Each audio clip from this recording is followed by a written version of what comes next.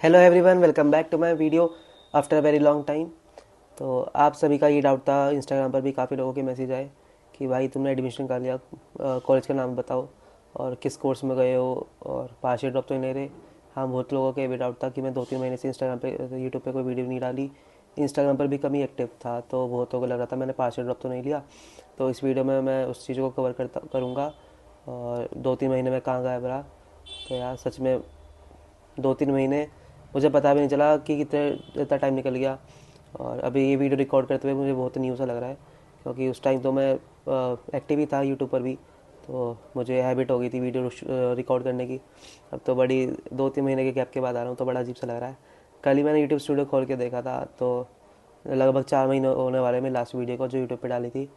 तो उसके बाद अब ये होने वाली है लेटेस्ट वीडियो।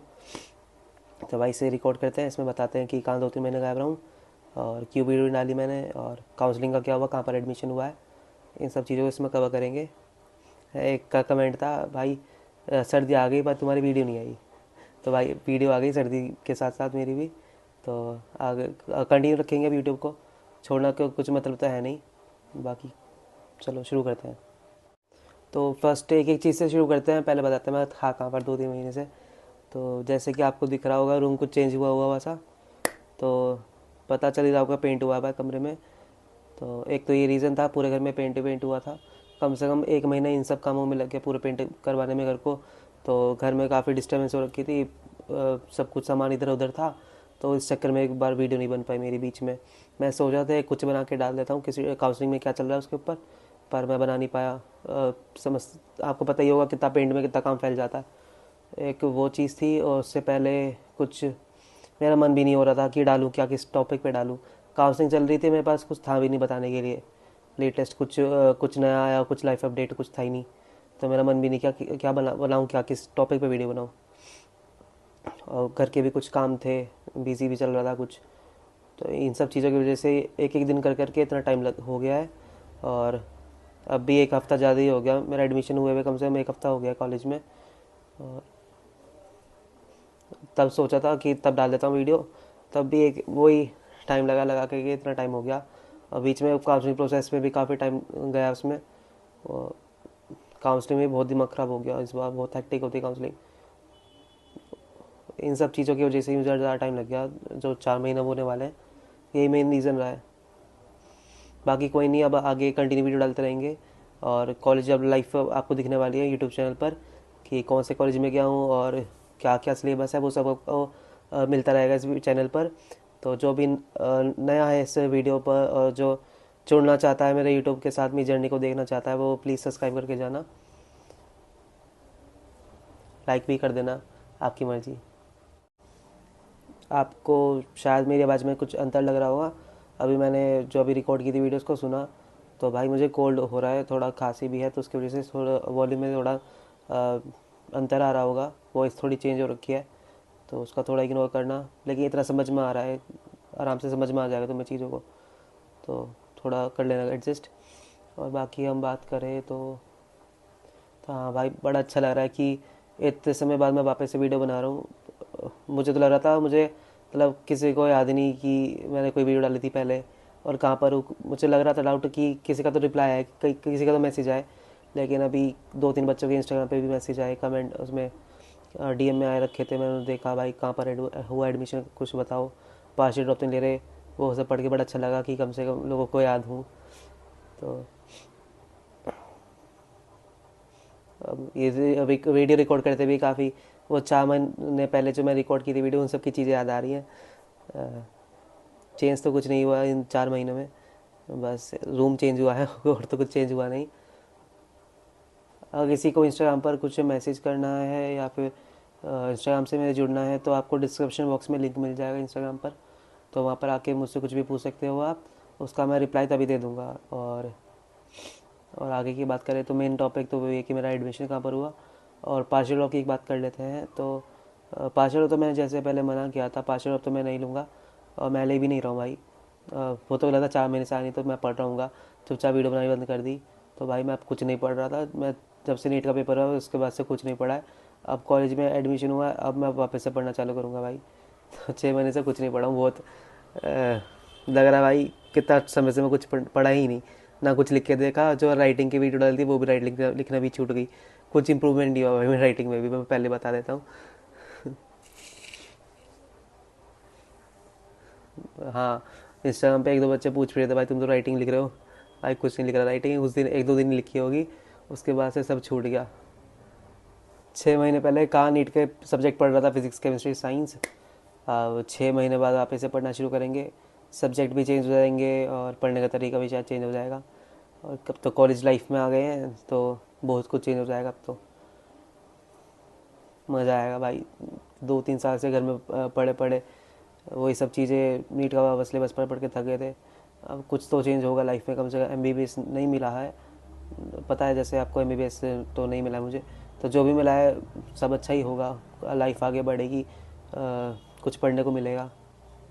चलो, दो चीज़ें बता दी, एक तो कहाँ पढ़ता मैं 2-3 महीने से, और दूसरा पॉइंट पार्शियल ड्रॉप, और एक चीज़ है काउंसलिंग के बारे में और एडमिशन कहाँ हुआ ये बताना है।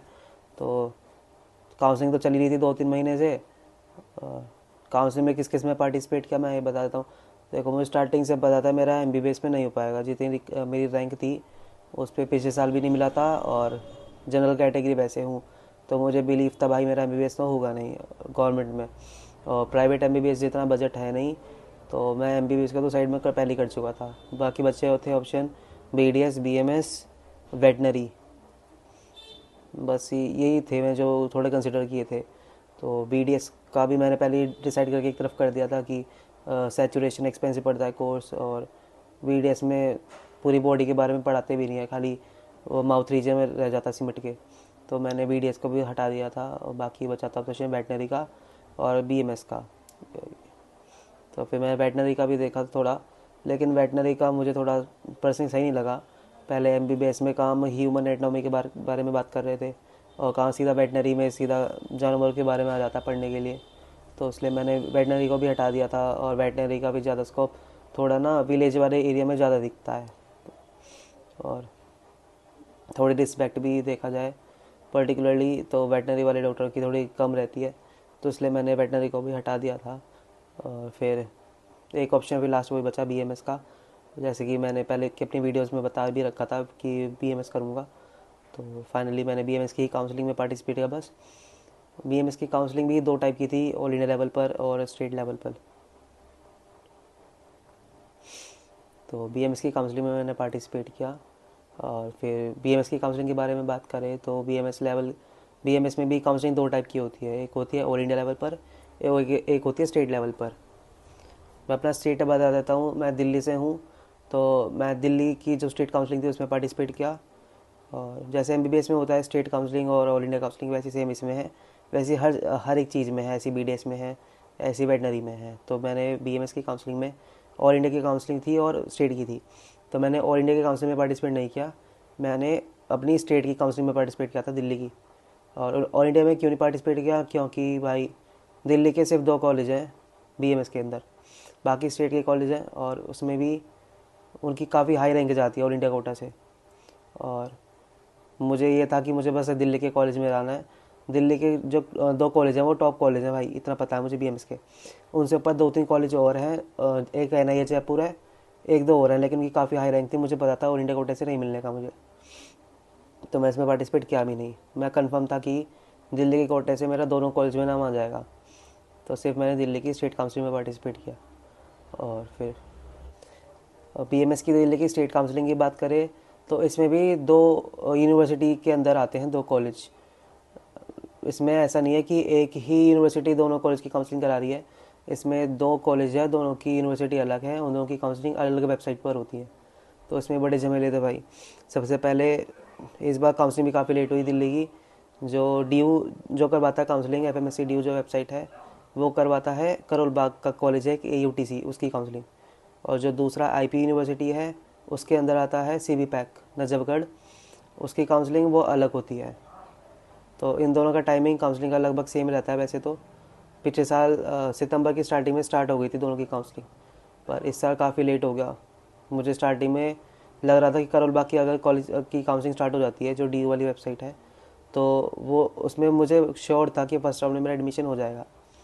लेकिन उसकी काउंसलिंग की स्टार्टिंग इस बार सितंबर भी निकल गया, मुझे लग रहा था सितंबर का एंड आते आते शायद हो जाए, अक्टूबर की स्टार्टिंग में हो जाए, लेकिन अक्टूबर भी एंड हो गया, उसकी भी काउंसलिंग स्टार्ट नहीं हुई।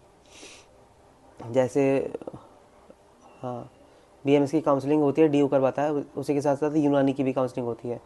तो सितंबर में क्या हुआ, बीएमएस की काउंसलिंग स्टार्ट नहीं हुई, उस सर्कुलर में 0 सीट आई थी उस टाइम बीएमएस की, और साथ के साथ यूनानी की सीट आई थी 37। उस टाइम यूनानी का फर्स्ट राउंड स्टार्ट हो गया था। जैसे टाइम बीता, सितंबर निकला, अक्टूबर स्टार्ट हुआ, यूनानी के भी 3 राउंड कंप्लीट हो चुके थे। बीएमएस की 0 सीट थी, कुछ भी अपडेट नहीं आया था वेबसाइट पर। तो भाई जैसे टाइम बीतता मुझे डर लग रहा था यार, सीट आएगी नहीं आएगी। और जो दूसरा काउंसलिंग था आईपीयू वाला, उसका भी मैंने रजिस्ट्रेशन कर चुका था, लेकिन उसके भी हाँ काउंसलिंग स्टार्ट हो गई थी, फर्स्ट राउंड चालू हो गया था सितंबर की स्टार्टिंग में। मैंने उसमें पार्टिसिपेट नहीं किया। सेकेंड राउंड स्टार्ट हो गया था अक्टूबर की स्टार्टिंग के अप्रॉक्स, मैंने उसमें भी पार्टिसिपेट नहीं किया। जैसे भाई टाइम बीत रहा था मुझे डर लग रहा था यार, सीट इसकी भी नहीं आ रही करोल बाग की, और मैं उसमें पार्टिसिपेट नहीं कर रहा आईपीयू में। भाई कभी इधर की सीटें ना आए और मेरा उधर भी एडमिशन रुक जाए। और दो ही चॉइस थी मेरे इस बार, खाली डीयू में जाऊंगा या फिर आईपीयू में जाऊंगा, और कभी मैंने पार्टिसिपेट किया भी नहीं था काउंसलिंग में। तो भाई जैसे टाइम बीता मुझे लग रहा है यार डीयू में भी सीटें तो आ नहीं रही, क्या करूँ। बहुत लोगों से पूछा, मेल भी किया मैंने, एक दो बच्चे थे उस कॉलेज में, उनसे भी पूछा, वो भी कह रहे भाई इस बार सीटा कुछ कंफर्म है नहीं, आएंगी तो है लेकिन ये कंफर्म नहीं है कब तक आएंगी। लेकिन कोई कह रहा था ये भी कंफर्म नहीं है आएंगी नहीं आएगी, क्योंकि उस कॉलेज की थोड़ी कंडीशन भी थोड़ी ख़राब है, वो बी ग्रेड कॉलेज में आ गया लिस्ट में अब, थोड़ी परमिशन भी लेट मिली उस कॉलेज को इस वजह से। तो ये सब हुआ।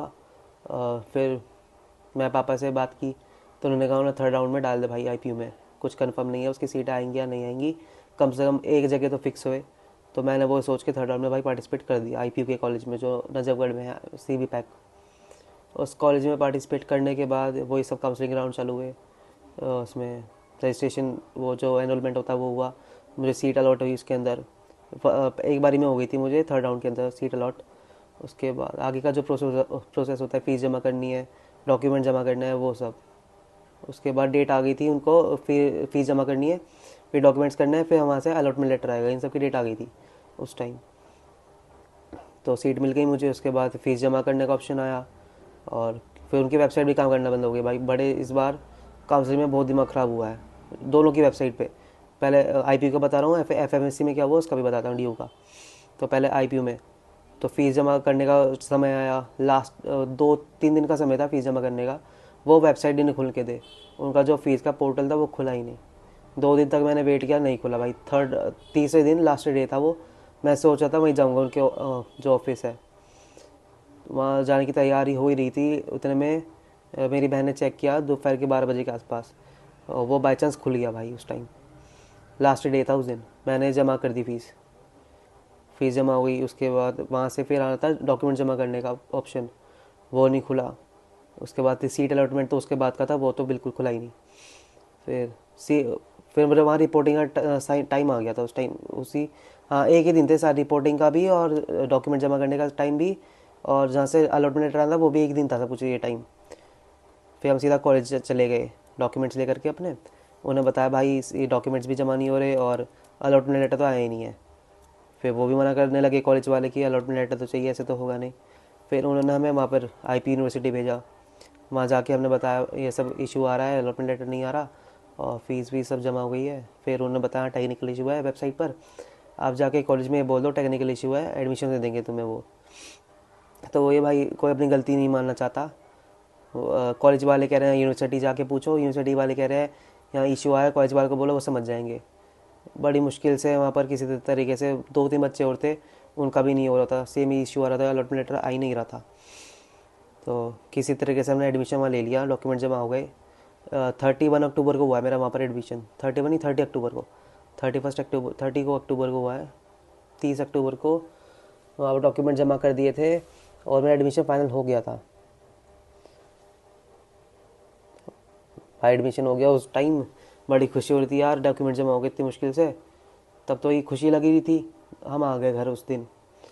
फिर उसी दिन शाम को मेरे नेबर में भाई रहते हैं एक, वो उसी कॉलेज में करोल बाग वाले कॉलेज में कर रहे हैं, अब उनकी इंटर्नशिप चल रही है।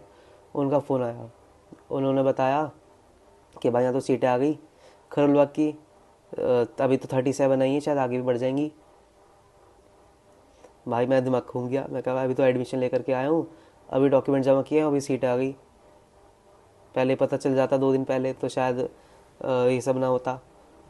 फिर मैंने अपने दूसरे एक दोस्त वहाँ बना था, उससे बात की, उससे बताया सीट आ गई है। फिर ये सब प्रोसेस हुआ। अगले दिन हमने चेक किया वेबसाइट पर, वहाँ पर भी अपडेट हो गई, सीट मैट्रिक्स आ गई थी कॉलेज की और सब कुछ आ गया था, शेड्यूल आ गया था काउंसलिंग का।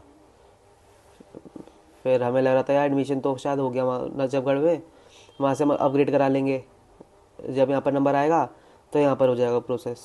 वो सब ही चल रहा था। अभी कुछ दिन पहले मुझे पता चला है थर्ड राउंड में मैंने एडमिशन लिया था। थर्ड राउंड में क्या, जो फर्स्ट राउंड में जो सेकंड राउंड में बच्चे थे वहाँ करोड़ा नजफगढ़ वाले कॉलेज में, उन सब पे जो रूल्स अप्लाई हो रहे हैं उसके चलते हम शायद अब कॉलेज नहीं बदल सकते हैं। अगर जो आयुष के जो रूल्स हैं उसके अकॉर्डिंग अगर कोई भी बच्चा अपना कॉलेज छोड़ेगा या रिपोर्ट नहीं करेगा या विड्रॉ करवाएगा सीट को तो उसकी फ़ीस भी फॉरफिट हो जाएगी और आगे कहीं और भी हम काउंसलिंग में पार्टिसिपेट नहीं कर सकते, आयुष काउंसलिंग में। तो भाई ये सब सीन हो रहा है। रूल्स यार, रूल्स ये साइड में ऐसे लिख देते हैं, कुछ बताते भी नहीं, एडमिशन लेने जाओ और अपनी गलती में नहीं मानेंगे कि उसकी सीट बाद में दिनों ने उसके काउंसलिंग राउंड स्टार्टिंग में हो गए थे। हर साल क्या होता था, दोनों की काउंसलिंग एक साथ होती थी, लेकिन इस बार इन्होंने काफ़ी बीच में गैप कर दिया और रूल्स भी हमारे ऊपर ही अप्लाई कर रहे हैं। अपनी गलती भी नहीं मानते कि हमें कॉलेज में इन्होंने ऑप्शन दिया ही कहाँ, दोनों के अलग अलग टाइम पे इन्होंने काउंसलिंग चालू की। जानबूझ के इन्होंने थर्ड राउंड के बाद उसकी सीटें निकाली है जिससे कि कोई वापस आ ही ना पाए यहाँ पर। ये सब सीन हुआ। तो करोड़ा का कॉलेज मेरा फर्स्ट प्रायोरिटी पर था, लेकिन सब चीज़ों के चलते शायद अब नजफगढ़ में ही रहना पड़ेगा। करोलबाग की भी मैंने इसमें रजिस्ट्रेशन तो कर रखा है, तो करोलबाग की जो लिस्ट है उसमें भी मैंने रजिस्ट्रेशन कर रखा है डीओ की वेबसाइट पर। तो उसका कल रिज़ल्ट आना है, उसमें देखते हैं बार को शायद रिज़ल्ट में नाम आ जाए, वहाँ बात करने जाएंगे करोलबाग में। क्या पता एक बार को कुछ 1% चांस हो। तो वैसे मुझे लग नहीं पा रहा कि कुछ हो भी पाएगा, रिस्क तो उसमें बहुत आ गया। मैंने आईपीयू से नाम कटवा लिया अपना, फिर वहाँ से उन्होंने इनएलिजिबल कर दिया मुझे एडमिशन के लिए। फिर यहाँ करोलबाग में आके मैं बात करूँ तो उनके सिस्टम में अपडेट हो जाए, फिर यहाँ से भी जाऊँगा वहाँ से भी जाऊँगा, तो थोड़ी गड़बड़ी है, रिस्क काफ़ी ज़्यादा है। या तो अब नजफगढ़ वाले कॉलेज में पढ़ूँ करोलबाग में, तो अब जो उन्होंने पॉलिटिक्स किया उसकी वजह से शायद नहीं हो पाएगा उसमें करोलबाग में। जिनकी हाई रैंक थी ना, जिनको लग रहा था कि ड्रॉप लेंगे अगले साल पढ़ लेंगे करोलबाग में एडमिशन लेकर के, तो शायद वो नहीं हो पाएगा इस बार। जिनको रिस्क लग रहा था मैं करियर के ऊपर, वो सब उन्होंने वहाँ पहले से ले लिया एडमिशन नजफगढ़ वाले कॉलेज में। तो ये सब कहानी रही है। गलती हमारी कुछ नहीं थी, हम तो अपना करियर बचाने के लिए एडमिशन लिया नजफगढ़ वाले में और उसके बाद इन्होंने यहाँ की सीटें निकाल दी। डबल गेम खेला भाई इन्होंने किसी तरीके से, हमें बस फंसा दिया इस वाले कॉलेज में। अब कॉलेज भी चेंज नहीं कर सकते। पहली बार ही में आ रहा भाई नाम इसमें भी मेरा, पर शायद अब कुछ हो नहीं पाएगा। तो ये सब रहा है। और कॉलेज में हुई आया हूँ उसकी वीडियो भी आपको अगली वीडियो में दिख जाएगी। कॉलेज का नाम है सीवी पैक नजफगढ़ चौधरी ब्रह्म प्रकाश आयुर्वेदिक चरक संस्थान। दिल्ली के अंदर ही पड़ता है, हरियाणा बोर्ड से थोड़ा टच होता है। तो मेरा दिल्ली कोटा से उसमें अंदर एडमिशन हो गया है और उसका पूरा ब्लॉग और फर्स्ट डे इन सब की वीडियो आपको अगली वीडियो में या जो भी उससे अगली वीडियो आएगी उसमें मिल जाएगी। उसके अंदर मैं एक एक चीज़ कवर कर दूंगा कॉलेज के बारे में।